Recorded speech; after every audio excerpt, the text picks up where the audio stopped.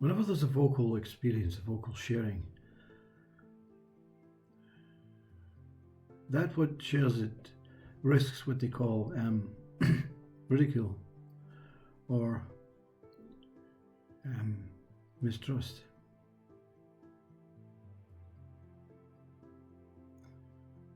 Words are never accepted.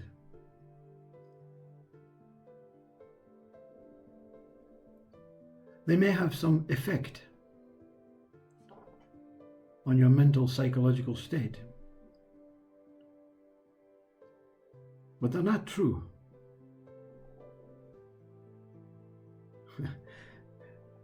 This body has been alive or living apparently for a time, and they say 65 years, I don't know, Every day this body's born. A new body, a new birthday. It wakes up in the morning, another birthday. It's just that I don't think the parents could afford the gifts every day of your life, So we stretch it out, we stretch out time. But this body, this mind has experienced talk, minuscule talk with your friends, with teachers, experienced talk on the television screen, about wars and famine in Ukraine and pandemics and all this conveyance of information, words in books,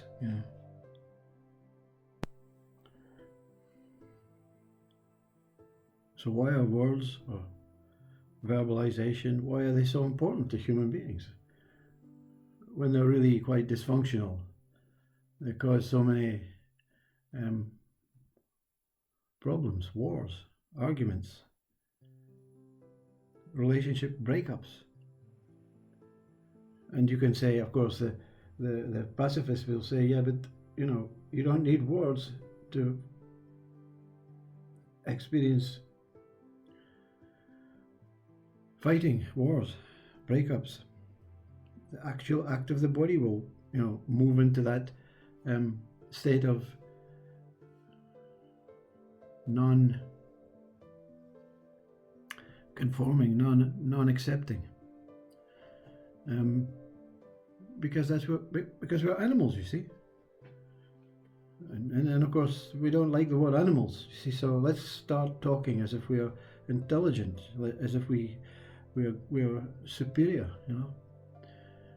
So we don't want to become animals, but we'll still use words to vindicate and terrorize and, try and reconnect after we've destroyed. Let's destroy this country and then let's forgive them, or forgive ourselves. So the purpose of words, the purpose of being an animal is that we cannot accept life as it is. It's too boring. It's too mundane. Let's make some fictional books. Let's make some stories. Let's make some dramas. And that's entertainment, you see. And the entertainment then becomes real, because the children don't understand the difference between entertainment and reality. They see entertainment as real. They see the television as real. They see the car as real. They don't see there's a purpose behind it. And the purpose is to, drive, to move around. It's not to race each other and crash into,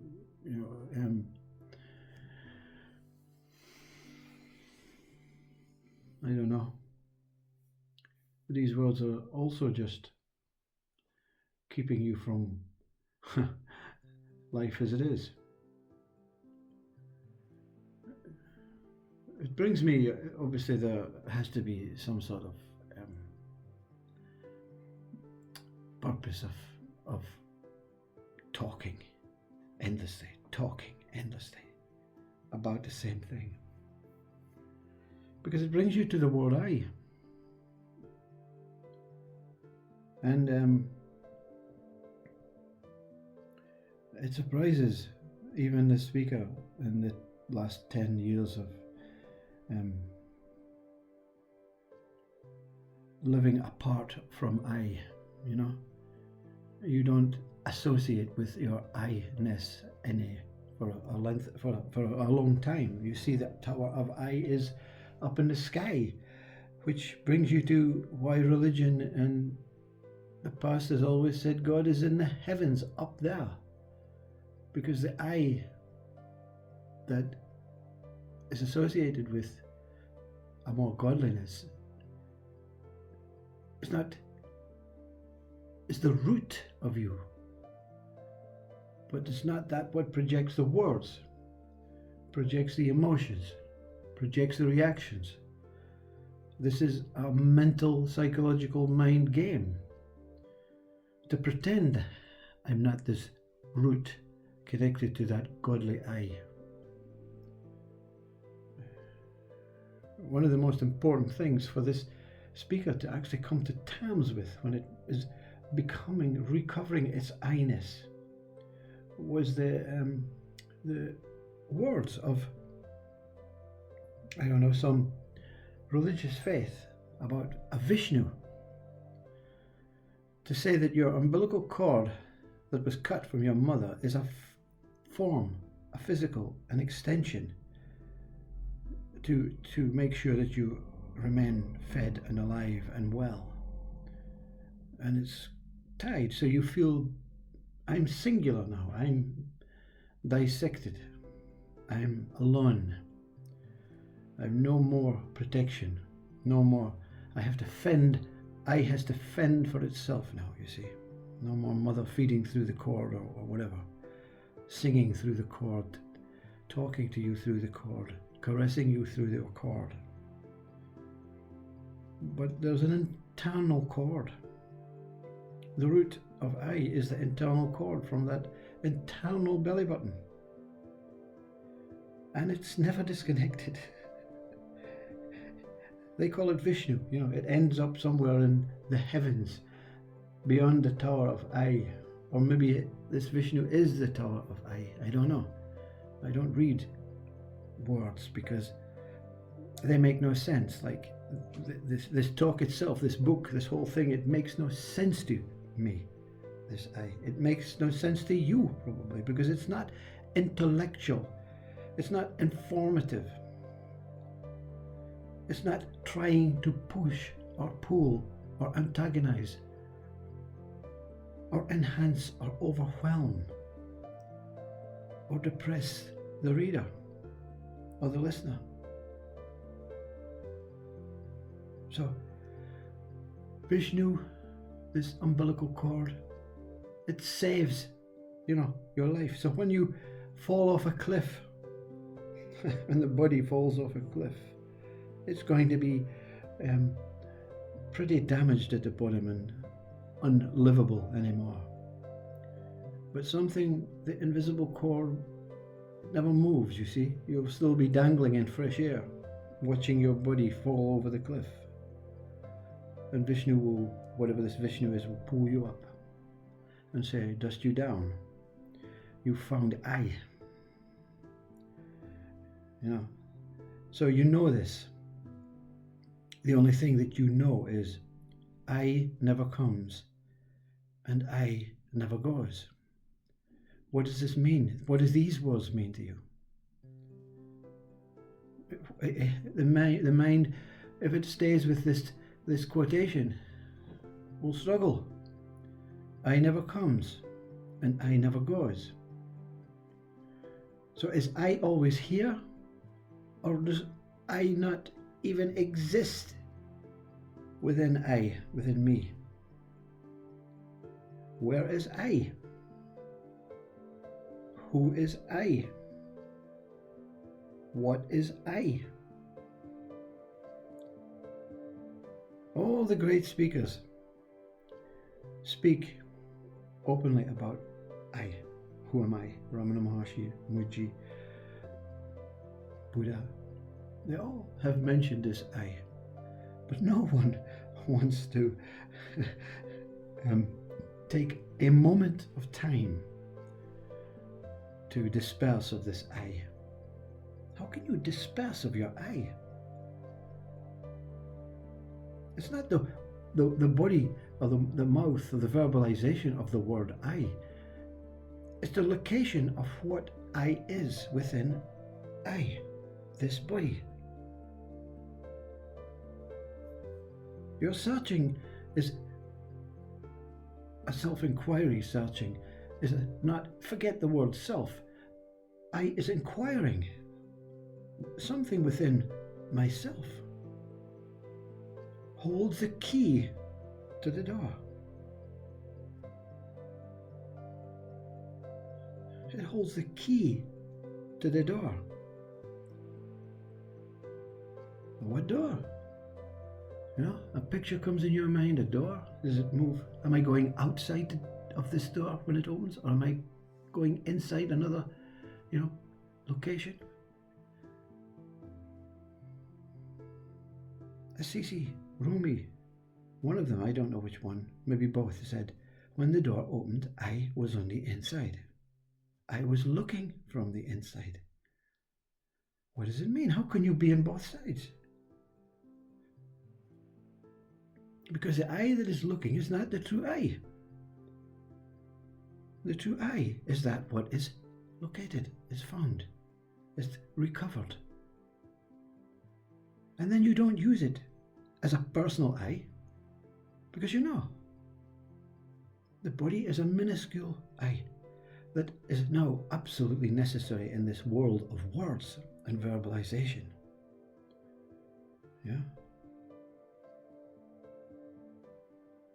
We don't say in class when the teacher says, who wants to read out this chapter in the book and leave the class early? All the hands go up and say, I do. They don't say their names. They don't say James does, Alice does, Peter does, Samantha does. No, I do. I'm taking ownership of this I. So which one of you I's should I select? The teacher's not listening to the words. I do. The teacher's looking at the hands and saying, well, I'll choose that one. He's not listening to I do.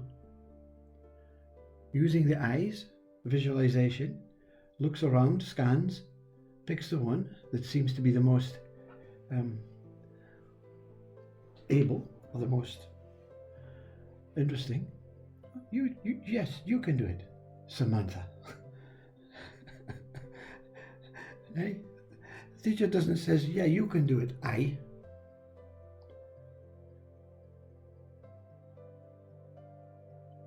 No one wants to spend time with I. The I within. It's not in the head. Oh, stop this head lark, Leave the brain alone. Give it some rest. Give it some peace. So what is located at Vishnu's end? Silence. Silence. Because you've just given up your whole idea of personage. So therefore you've expanded out of this body and you have no more need to know or need to be bound and kept refrained, kept contained within this flesh and bones meat suit.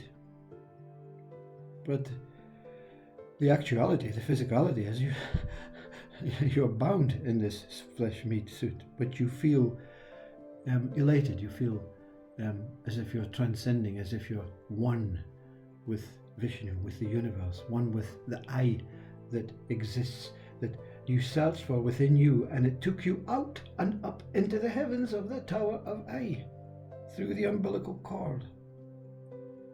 I remember one man years ago used the term wormhole.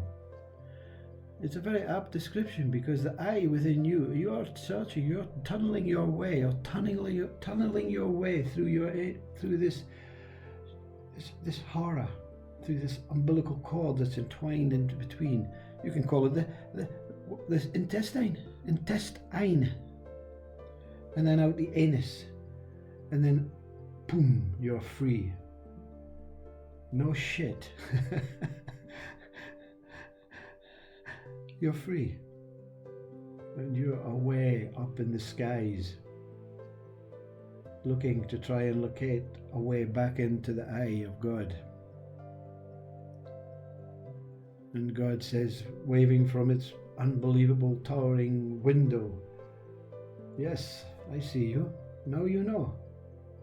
Now you know I exist. But you have work to do. Go back. Assisi, Rumi, they came back. I was in it looking from the other side. But I didn't stay there. I didn't go through and join that eye. I left that eye be.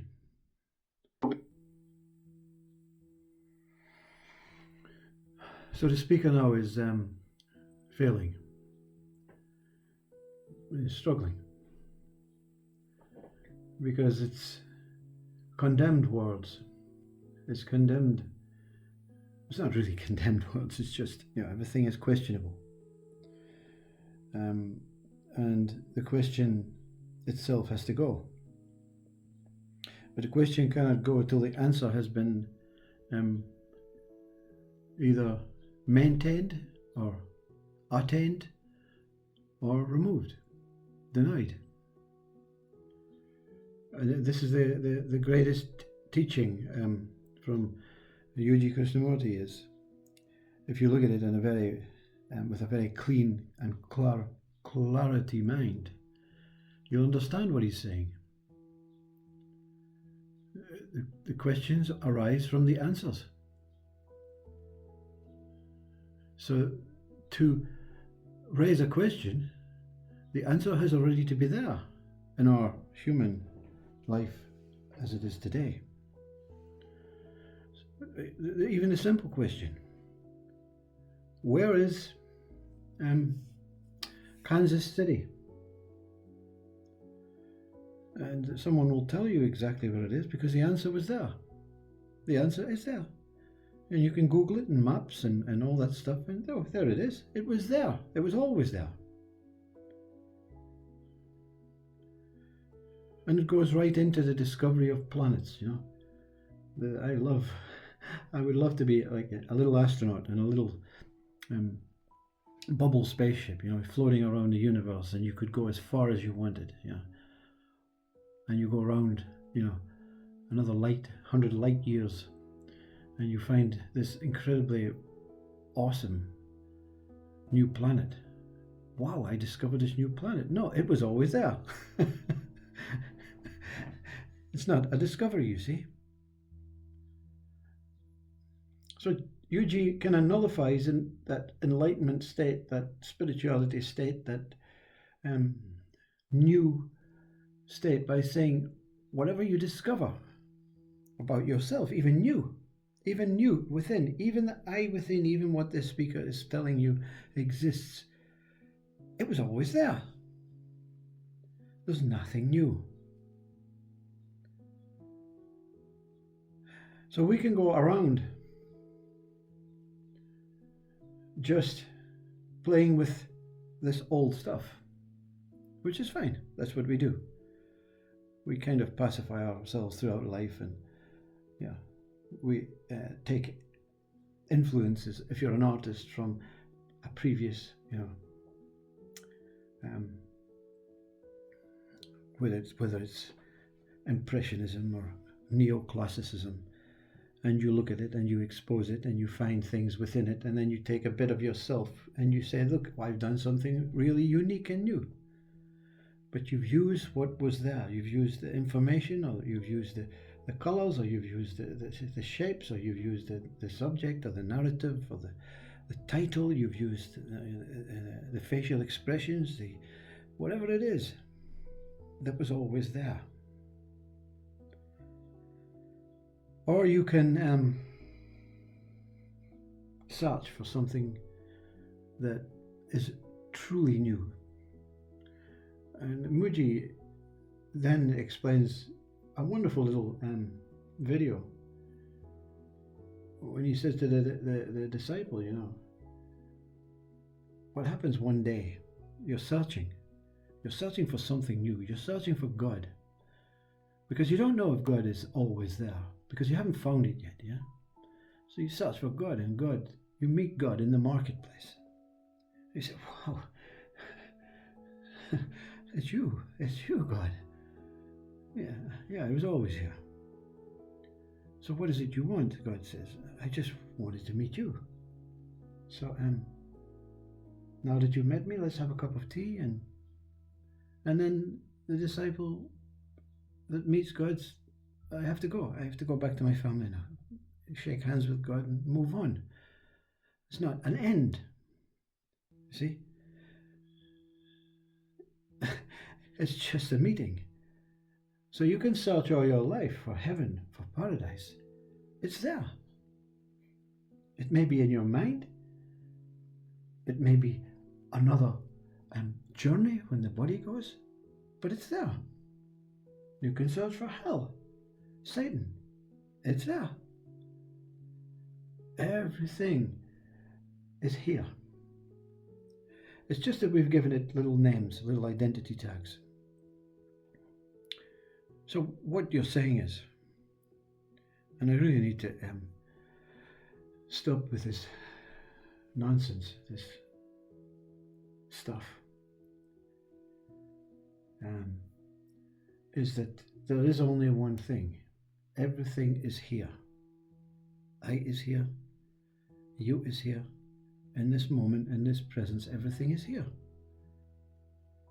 And then you move into your vessel, your body, and you say, right, I'm going into the future. I'm going into the past. I'm going to take some stuff from the past and I'm going to bring it into the present moment. And then I'm going to push the boundaries of myself and try and discover something in the future. And you discover it, whether it's in a meditation or whether it's a lucid experience from cocaine or marijuana or whatever it is, these drugs things. And you say, yeah, I saw into the future. So where is it? Was it a surprise? No. I always knew it was there. So can you share it? Can you describe it? Well, I can give you, through words and maybe drawings and sounds, I can give you an example of what this me, person, body, I, soul, spirit, consciousness experienced. But you don't have to worry about anything. Everything that you need, everything that you are, everything that exists is not new. It's already here. So you can live your life saying yes. Whatever is taking place, it's always meant to take place. And it will always continue taking place in the right way, in the right form, in the right shape, in the right, whatever it is you want to describe about yourself or the future or human or soul or spirit. You're just moving into the sameness of what you are, of what it is. And therefore, that enlightenment takes you to the truth. Everything is as it is. You don't even have to trust, accept, and have faith, because you're looking from the place of allness, of oneness. Trust, faith, and acceptance is also taking place on its own.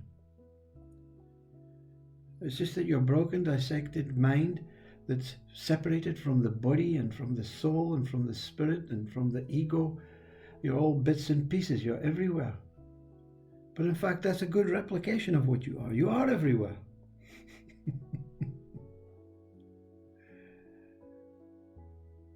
And you actually find Alan Watts as a very peaceful to listen to guy, a very humorous guy, and it's all the truth. And then you realize that Buddha is all the truth. Christ is all the truth. and you look at the table that you're writing on, you say, this table is the truth. The pen, the voice, the eyes, the window, the outside world, the inside world, all the same truth. And what a great place, what a great place, time to leave this blurb. The truth. The truth is now. Everything is within it. Everything is within you. Everything is here, as it is. I'm so happy to have found some sort of conclusion. And the conclusion is, whoever you are, whatever you are, wherever you're looking for, you're never not here. You're never not new or old. You are absolutely constant. Everything that you experience is passing, but you're not passing. You're constant, but you're moving. And that's the one thing that I couldn't get my head around, or my mind around. Are we stillness looking through movement? Or are we movement trying to locate our stillness? Let's put them together. Stillness, moving. Within stillness and the moving. You're like the water going down, or your mind is like the water going down the plug hole. It circulates a bit at the top, and then it starts moving round and round, whirling down and down and down and into the wormhole, into the drain, into the gutter, into the freedom. What a way to conclude. But you're not the water. That's your body. That's your mind. You're the plug hole, where you contain, attain, remain, maintain everything that passes through you, everything that passes through the Hereness that one is. Hereness, that's the name. I never heard the word before. I was walking. Alright, my body was walking. And once this, what you would call this voice of God, this eye, this Vishnu tower, looks down and blasphemizes you by saying, don't question time, don't question anything. There is only one moment. And this one moment was that solid, always here, stillness. And then slowly, as I pick myself up, I start to emotionally move at what had just taken place. And as the body walked home, something whispered, Hereness. What the hell does that mean? That's your name. That's everyone's name. You're here, but you're not still. So you're moving, but you're still. Here, yes.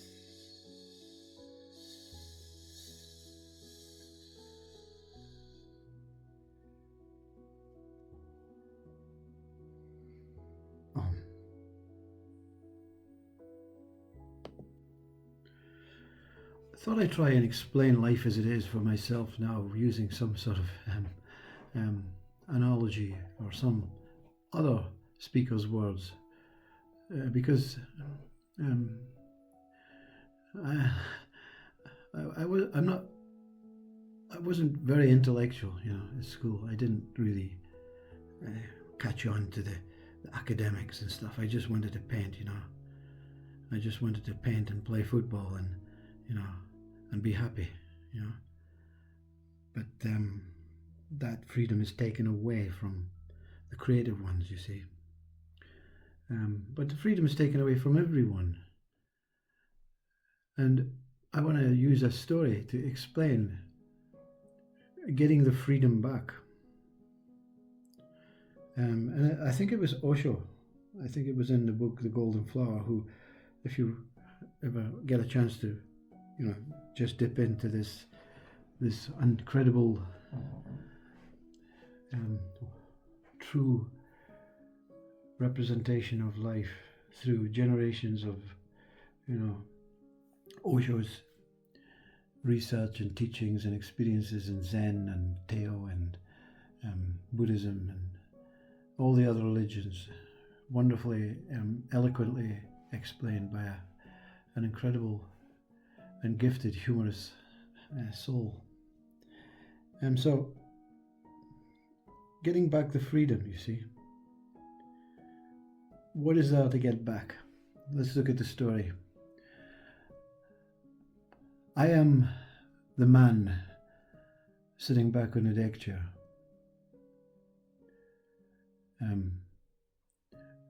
The old man with hands behind head, legs up, crossed legs, fishing rod in between, my knees, into the harbour quay. The sun shining, a cool, lovely drink of water by my side, with ice and lemon. Just free.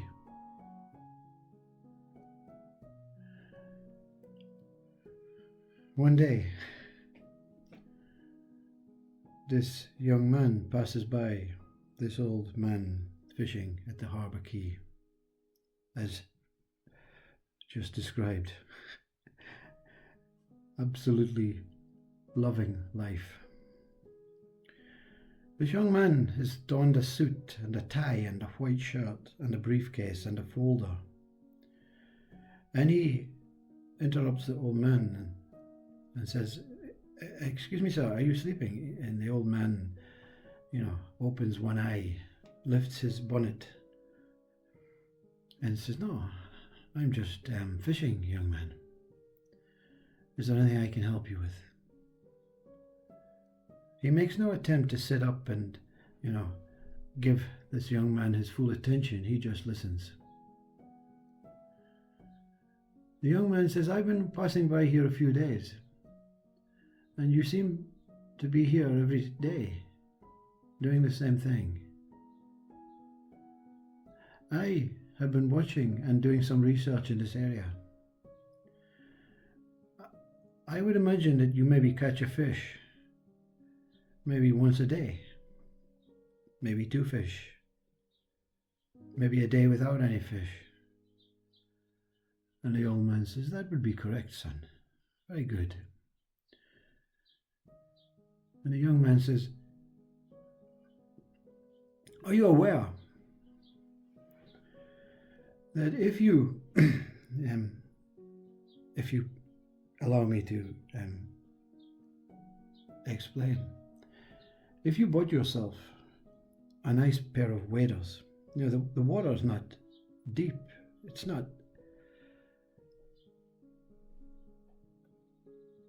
it doesn't get deep until maybe 30 or 40 meters out, but if you bought a pair of waders and went out that 30, 40 meters just before it gets deep, there's much, much more fish in that depth. And I would reckon you could be catching maybe 7 or 8 per day. And once you catch that 7 or 8 per day, I would imagine that you don't eat 7, 8 fish per day in your life. You could maybe pass on these fish and maybe make some money, sell it to the people in the village. And once you got some money back, you could maybe afford a little trawler, a little boat, a little rowing boat. Because I've also done my research. I work in the marine industry. I work in the fish industry. And if you bought a little rowing boat, if you go out and 110 meters and slightly over there to the left, you'll find there's a beautiful deep bay. And the fish there is much bigger. A different kind of quality, a different kind of species. And you would easily catch at least 12 to 15 fish a day. And then you can sell that fish and use the money to buy maybe a slightly bigger boat. And with a bigger boat and a net about 1 mile out, 2 kilometers to be precise, the fish is incredible. And you'll be catching 7 or 8 boxes per day. You could even get creels, get some lobsters and crabs. And then the money you make from that, you can buy a trawler boat, because I have done my homework, sir. And this, where we live, where you're living right now, about 6 miles out, is the best fishing in the whole of this ocean. Not many know about it, and I'm doing you a favor by telling you. So if you get the money together, which you will easily do from the selling of the fish and the lobsters, you can buy 2 trawler boats, and you can scour this incredible ocean where the fish is so tasty, so big, so massive. And you can hire some men and pay them easily with the money you get. And very soon you can have 3, maybe 4 trawlers with 7 or 8 people. And you can be extremely, extremely wealthy and rich. And you can spend your days on land and let the other workers do the job for you. And then you can be sitting at some seaside with your feet perched in front of you, above, or your hands behind your head, with a beautiful hat in the sun, listening to the water, with a nice cool drink by your side, at peace and happy at what you've achieved. And the young man suddenly woke up, looked down, as the old man opened his eye again, lifted his glass of water, and says, "Oh, you mean like this?" The young man scurried away. He never came back. And the old man still remains there today fishing, with 1 rod, with 1 fish, maybe 2, maybe none, but still happy, peaceful, and content. We're born, or I was born, as this peaceful, contented, you can use the word fisherman, but I was born a very contented child, happy to walk, happy to paint, happy to smile, pulled into a world that made no sense. And now, did I return to this child as an old man? Or was I always just a lonely fisherman, a lonely painter, happy with the small things in life, happy with just being here, smiling, and enjoying the peace and tranquility of our beautiful planet? Or was the journey necessary? How many entrepreneurs have I met in my life? How many motivators? I welcome them all. I'm really grateful for them all. But I'm glad I found my fishing rod again. I found my place at the ocean. I found the right position. And I found it before it was too late. Thank you, Osho. Thank you, life.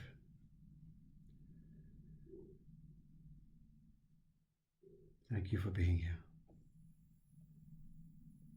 I don't know if it's right to talk about you.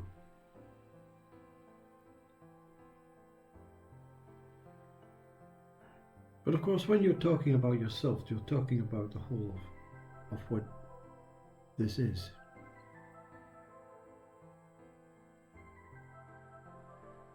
And to talk about yourself, and of course you, is really to expose ourselves for what we are. Primarily, we need to know who we are, what we are, before we can achieve or attempt any possible outcome or result in this world. So it's, of course, clear that we are the mind. The mind is not separate from the body. So we can say, yeah, we are this body too. But the mind and the body, they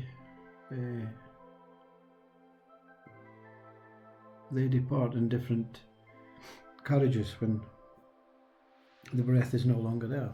The body goes one way, the mind goes another way. So let's talk about the mind,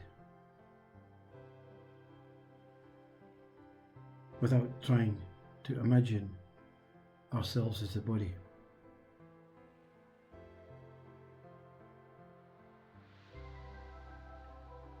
The mind is a series of thoughts made up of syllables, sounds, energies, vibrations, into languages, into words, into identities, and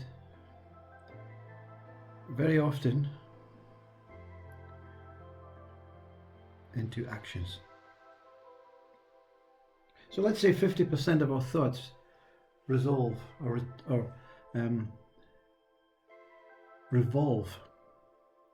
into actions. So when I say, as a mind, as a thought, I want to go for a run out in the streets, I can put that into action, and therefore I feel, the mind feels as if it's achieved what it set out through the thought. Many, many years ago, many centuries ago,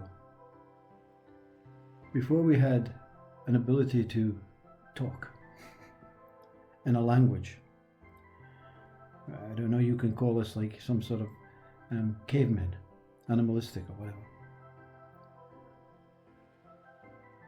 We didn't think about going for a run. That thought never came in. We would only run when someone was chasing us, or when there was food in the distance, or whether someone needed some help.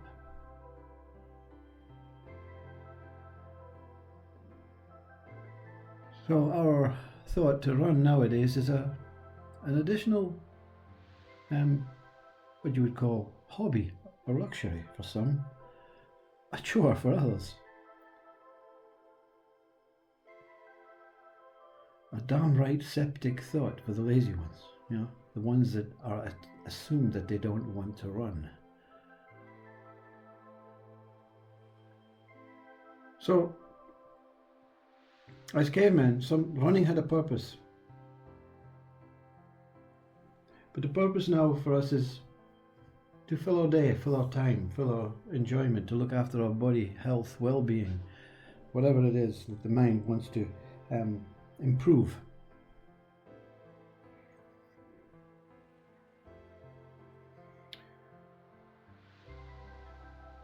Two what I call incredible speakers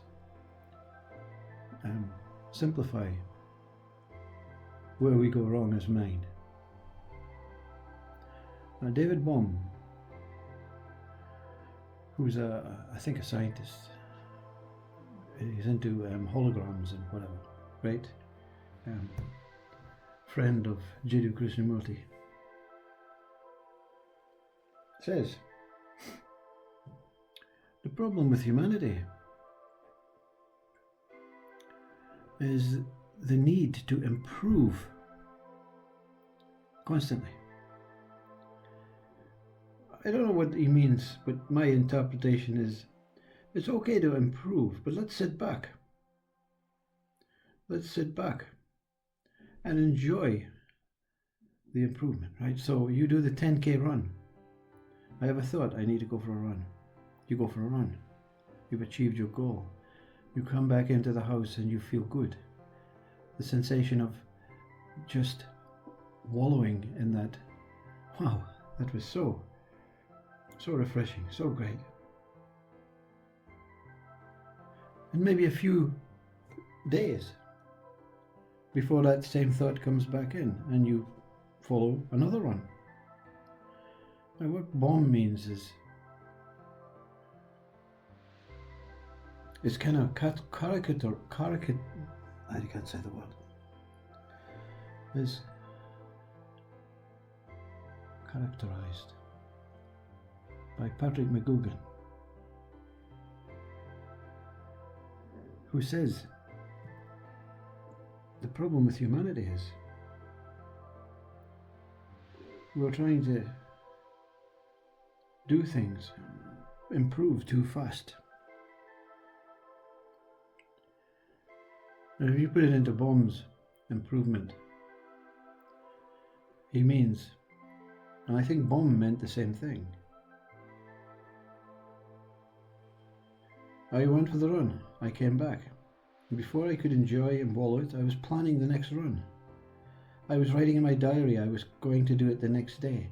I was going to do it further, I was going to do it in a quicker time. I didn't sit back and actually feel worthy, feel emotionally connected to what the experience of running, finishing, enjoying and savouring for maybe days after. That's the mind now.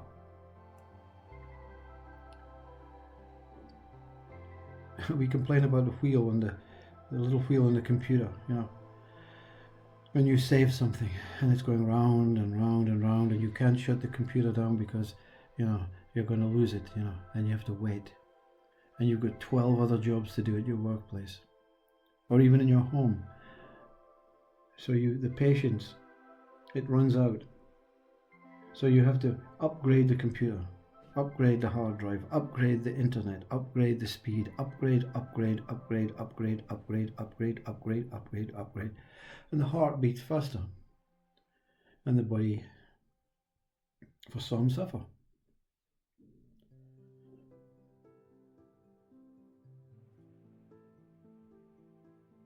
These two men are not spiritualists, they're not religious.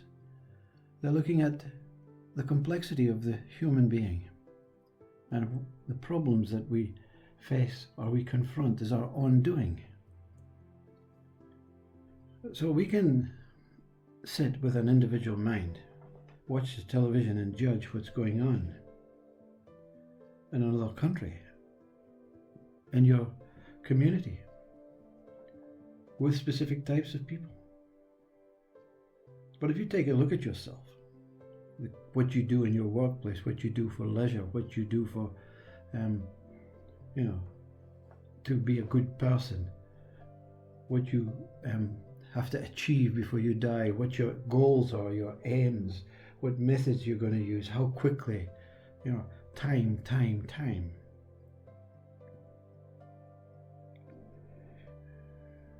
We're all running on an energy that's not natural. It's a man-made energy. And man-made energies are like every other energy. It slowly will die. When the electric cable that supplies the houses for 10 miles, and there's only enough energy for them to supply for 10 miles, and we build another house 11 miles away, another one 12 miles away, something has to give, or we have to upgrade and make more energy.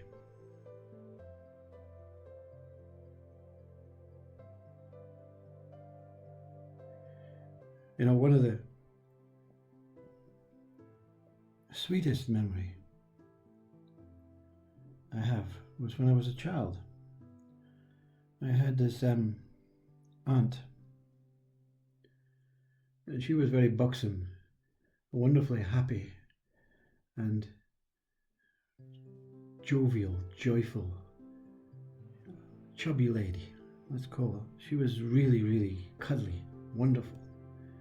Wore all that ridiculous floral dresses that made you look even bigger than what you were just because she was full of life.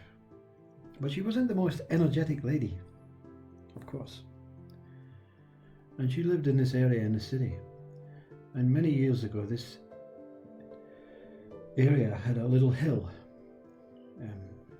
Strange, because a big grass hill in a community city area. It was quite surreal. And then one day,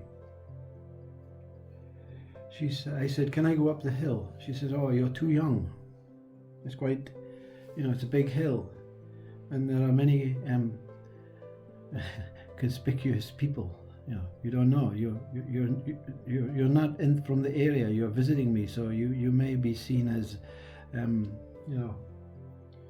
a spy. So I have to come up the hill with you if you want to go up the hill." And I could see by her face this was not going to be an easy task for her. I had my young, fresh legs, eager, full of energy. And very slowly, we reached the top of the hill. And we could see over the city. We could see for miles. And we could see into we could see the ocean, the North Sea. I'd never seen a view like that before. We didn't go holidays at that young age. We didn't have any money. And I remember sitting there. She sat down. And she says, "Isn't this wonderful? I'm so happy I came up. I've lived down there for years. And I've never seen this view before." And we sat, and the breeze had our hair, and we looked and pointed and laughed and truly enjoyed our company. And she said, "Isn't life great? You just have to push yourself a little. Make a little bit of effort. Be motivated by even the younger ones. You encourage me," she said. "And you find this at your doorstep. Who needs holidays?" she says. "Who needs to see the world when I have you?" she said. And of course, I cradled into her bosom, and 6 years old, I think, and said, "I'm so happy that we did this." And that's life. That's how simple it is. You don't have to be the same age, the same color, the same size, the same needs, the same wants, the same desires. to find another that you feel so close to, that you love. That's how useful the mind is. And when it's moving at that natural, energetic pace, where the thoughts are not pulsating through your head, your heartbeat is fluctuating, your wheel in your computer is irritating you and going around, and you've got another 10 jobs to do before you can even consider going home. That's what we've created. That's mind. And we are concerned about mental illness, mental health, depression, anxiety, and we should be. Because we're going too fast. As Bowman McGugan says, improvement is very unnatural, especially when you see this earth as a godly creation that needs no improvement. But if we're going to do it, let's take it slow and let's savor it. And let's recognize the simplistic things in life about people. I love my aunt, buxom, her beautiful, horrific, but grotesque floral dresses, her smile, her hairs on her chin. I wouldn't swap her for anything in the world. And I wouldn't swap that memory. Auntie Betty.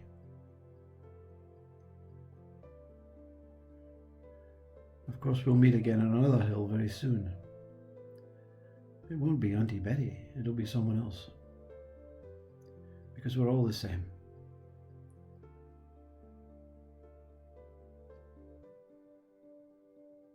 We're all mimicking God in some way.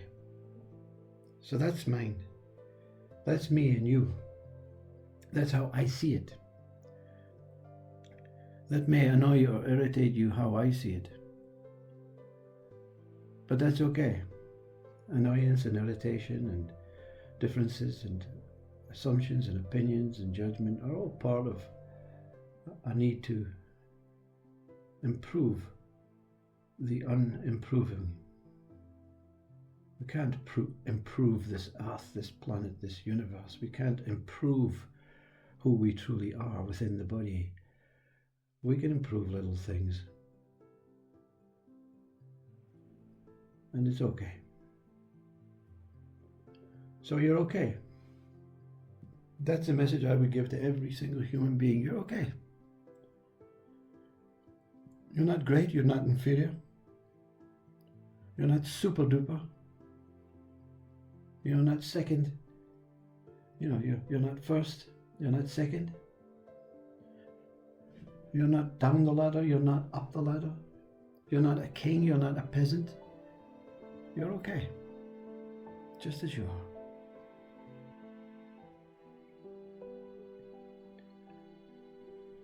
A poem to my family. There is a place within the self where all the rivers flow. Nothing can scar this perfect place where all my moments grow. If one could point where it lies, the joy in knowing for oneself would ruin this grand show. For one is as me everywhere, in every moment, every scent, and every rising wave. Look into these eyes and see oneself, that all is as the same. Be as this body of translucent love, merging as whole of grace. Into God, our true name, the name of God is our true place.